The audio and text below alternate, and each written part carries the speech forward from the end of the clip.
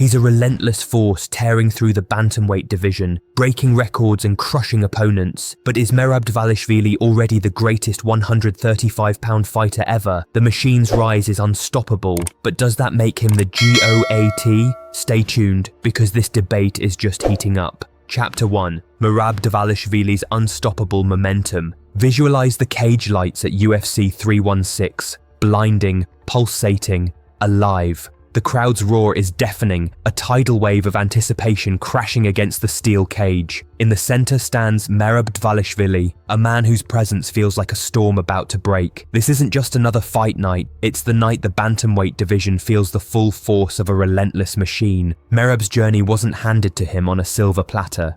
Early in his UFC career, he stumbled, his record shaky, his style overlooked.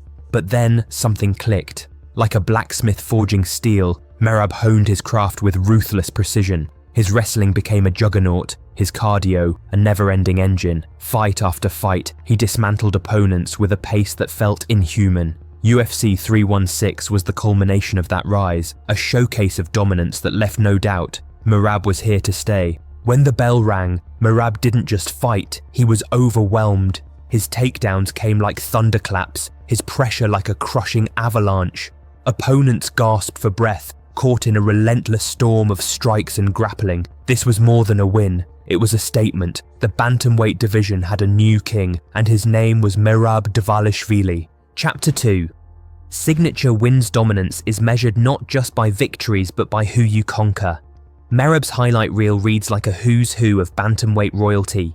Petr Yan, a former champion known for his striking and heart, fell under Morabs' grinding style. Cejudo, the Olympic gold medalist and two-division UFC champ, couldn't withstand Morab's relentless pace. And then there's Sean O'Malley, the flashy striker with knockout power, who faced Merab twice and lost both times. Each of these fights tells a story of Merab's evolution. Against Yan, it was a battle of wills, with Morab's wrestling neutralizing Yan's striking arsenal. Against Cejudo, it was endurance and pressure that wore down a legend. And the rematches with O'Malley, they were the ultimate test. Morab's machine-like consistency versus O'Malley's dynamic explosiveness. Twice, Merab's grinding style proved superior, culminating in a submission finish that shocked the MMA world. These signature wins don't just pad a record, they carve a legacy. They show a fighter who adapts, evolves, and dominates the best the division has to offer. In the GOAT conversation, these are the moments that matter. Chapter 3. Can Merab claim the crown? Now the question echoes louder than ever. Is Merab Dvalishvili the greatest bantamweight of all time? The GOAT debate is never simple, especially in a division rich with talent and history. Dominick Cruz, the master technician, revolutionized the weight class with his footwork and fighting IQ. Aljamain, the crafty grappler and current champion before Merab's reign, brought a unique blend of skill and resilience. And Petr Yan, with his warrior spirit and striking prowess, remains a fan favorite. Merab's case is built on sheer dominance and an unbreakable will. His record-breaking win streak, ability to dismantle elite opponents, and evolving skill set make a compelling argument. Joe Rogan has praised Merab's modern-era dominance, noting how the depth of competition today elevates his achievements. But legacy is about more than stats. It's about moments that transcend the cage, style, and charisma, and define an era. Merab's grinding, relentless approach may lack flash, but it's brutally effective. The GOAT crown is still within reach, but Merab must continue to defend, evolve, and create unforgettable moments that capture the imagination of fans worldwide. The bantamweight GOAT debate is alive and electric. Merab Dvalishvili stands at the forefront, a machine in motion, challenging history and carving his name into the sport's deepest lore. The story is far from over, and that's what makes it so thrilling to watch. Chapter 4. Drama, upsets, and Merab's Masterclass. Step back and take in the full spectacle of UFC 316 in New Jersey, a night bursting with drama, heartbreak, and triumph. 13 fights, each a story pulsing with raw emotion and fierce competition. 3 knockouts that shook the cage, 3 submissions that left jaws on the floor, and 7 grueling decisions that tested every ounce of willpower. Over 2.5 hours of relentless action, a marathon of human endurance and spirit. 10 favourites walked away victoriously, but it was the 3 underdogs who reminded us why we're glued to this sport: the unpredictability, the passion, the sheer heart. And in the eye of this storm stood Merab Dvalishvili, delivering a performance that was nothing short of a masterclass. His submission of Sean O'Malley wasn't just a win, it was a seismic shockwave. The odds were astronomical, plus 4,000 for that finish, and yet the machine delivered with surgical precision. It was Merab's first choke submission, a new weapon unveiled, earning him the Submission Goblin Award. This wasn't just evolution, it was a declaration that Merab is growing more dangerous, more complete with every fight. But Merab wasn't the only star lighting up the night. Kevin Holland locked in his 4th UFC submission, riding a 2-fight win streak that's turning heads. Mario Bautista racked up 8 straight wins, earning the X-Pac Heat Award for his effective but under-the-radar dominance. Joe Pyfer stunned fans with 2 knockdowns on Gastelum, and Kayla Harrison outstruck 2 former champions at a staggering 7-to-1 ratio. The night was a tapestry of moments, some expected, some shocking, all underscoring the relentless pace and brutal beauty of MMA. Yet, through it all, Merab's performance was the crescendo, the centerpiece in a symphony of chaos and glory. Chapter 5. The road to a historic 3rd and 4th title defense.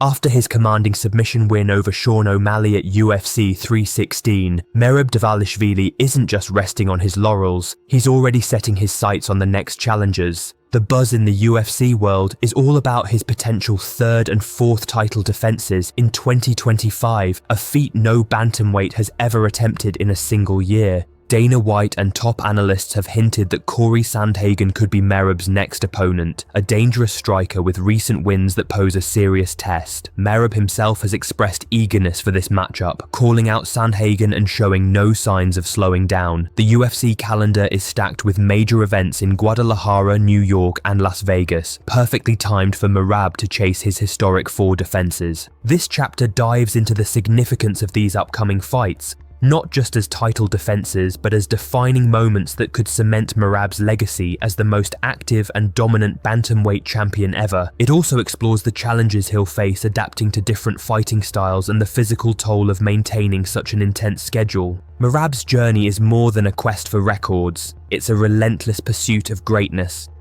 Every fight ahead is a new chapter in his story, and the world is watching to see if he can make history by defending his crown like no one before. Chapter 6. Cementing a legacy and defining greatness.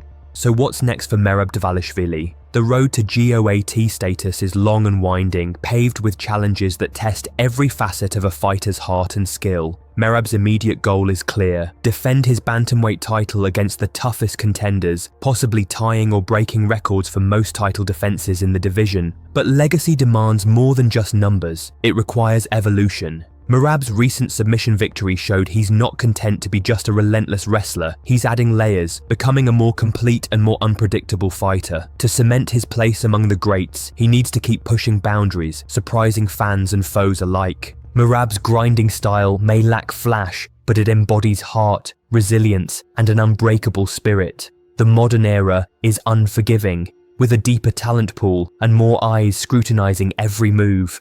Merab's ability to dominate here speaks volumes about his greatness.